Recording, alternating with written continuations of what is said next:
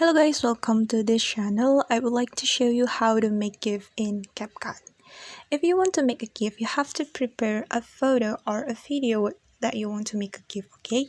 And then after you prepare your photo or video, you can click on this button, okay? On the top of the screen. And then we can choose GIF right here. Alright. And then we can choose the quality of the GIF, but I can only choose the standard quality because my Capcut is not premium. Choose the quality, and then we can click export right here. Okay, and wait a minute. Now we are exporting the GIF, and click done.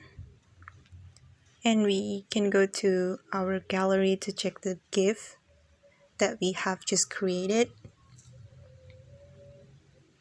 Okay, open the gallery. And okay, this is the GIF, guys. Okay guys, that's the tutorial from me. Thanks for watching.